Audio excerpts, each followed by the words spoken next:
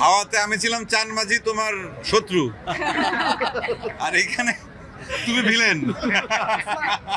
না এখনো চঞ্চল চৌধুরীর খেলাটা কিন্তু এখনো বাকি আছে। আমার মনে হয় যে ইনসাফ টুটা তাড়াতাড়ি বানালে দেখতে পারবে সবাই। সবাইকে আমার ভালোবাসা। এরকম এরপরে আরো ভালো একটা ছবি হবে, এবং আমি এটাও শুনলাম যে ইনসাফ 2 নাকি হতে পারে। এটা কি সত্য? সঞ্জয় কি বলে? কারণ যেহেতু শেষে আমাকে কিভাবে যেন শেষে যখন আমাকে দেখালো, তার মানে কি আমি কি এইটুকুই শেষ? শুরু কিন্তু চঞ্চল চৌধুরীর শুরু এখান থেকে। কিন্তু পার্ট 2 তে বাবু ভাইকে পাবো না। বাবু ভাই কি মারা গেছে সত্যি? আজকের এক্সপিরিয়েন্স জানতে চাই, যেহেতু প্রিয়জনরা ছিল, ইন্ডাস্ট্রির মানুষরা ছিল, সবাই একসাথে দেখেছে। আজকের এক্সপিরিয়েন্স একটু চন্দ্র ভাই, বাবু ভাই বলবেন, কারণ এই আফটার শোর প্রেস মিটটা মূলত এই জন্যই, দেখার পর কাছের মানুষদের এক্সপিরিয়েন্সটা কি সেটা জানতে চাই। আমি তো আসলে পেছনের সিটে বসেছিলাম একদম শেষের দিকে। ওই সিটের আশপাশে অন্তত 100-200 লোক। আমার মনে হয় ঢাকা শহরে কেউই আজকে বাকি ছিল কি, মানে সঞ্জয় বোধহয় এমন কাউকে বাদ দেয় নাই মিডিয়া, এবং আসছে প্রচুর। মানে যে পরিমাণ দর্শক আমরা সিটে বসতে পেরেছিলাম, ঠিক তার ডাবল পরিমাণ বোধহয় বাইরে ছিল এবং দাঁড়িয়ে দেখেছে। এবার সঞ্জয় কিছু বলুক। আসো সঞ্জয়। না না, এটা সত্যি রাজের কথা ধরেই বলি। মানে চঞ্চলদা, মোশাররফ করিম ভাই, রাজ, বাবু ভাই, ফারিন, সব ধরেন আমার সিনেমায় বা আরও সবাই যারা আছে, প্রত্যেকে এত মানে আমার মনে হয় পাল্লা দিয়ে পারফরমেন্স করেছে, এবং তারা মানে থ্রু আউট দ্য ইয়ার্স বা বছর ধরে, অনেক বছর ধরে তারা বাংলা চলচ্চিত্র, বাংলা সংস্কৃতির তারা একটা বড় ঝান্ডা তাদের হাতে।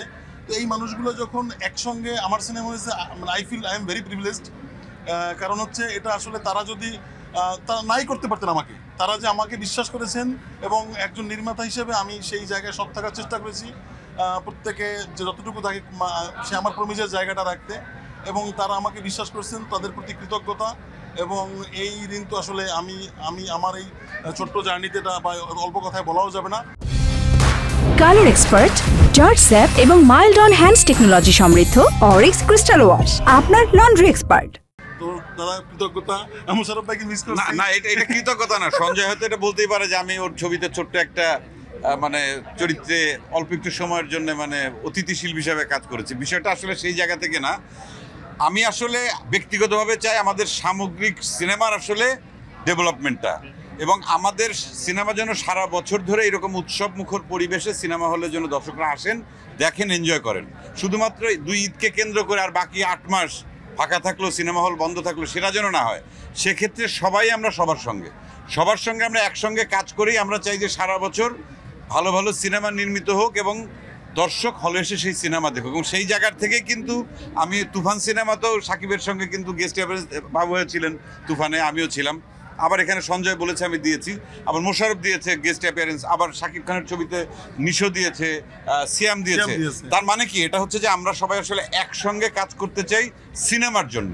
সারা বছর ব্যাপী আমাদের বাংলাদেশের সিনেমা প্রেমী দর্শকরা যেন সিনেমা হলে এসে উৎসব করতে পারেন, সেটার জন্য আসলে আমাদের সামগ্রিক এই চেষ্টাটা দরকার, এবং এটা আমি মনে করি সেই চেষ্টারই একটা অংশ। একদম ভেরি ট্রু। আর সবাই সবার জায়গা থেকে ইন্ডাস্ট্রিকে আমরা কন্ট্রিবিউট করতে চাই। তো এই ইনসাফে আসলে এই আমার এমনি তো ধরেন পুরো জার্নিটাই তো খুব রোমাঞ্চকর, কিন্তু একই সঙ্গে এতগুলো গুণী আর্টিস্টকে একসঙ্গে পাওয়া, এটা একজন ডিরেক্টর হিসেবে ভীষণ আনন্দের।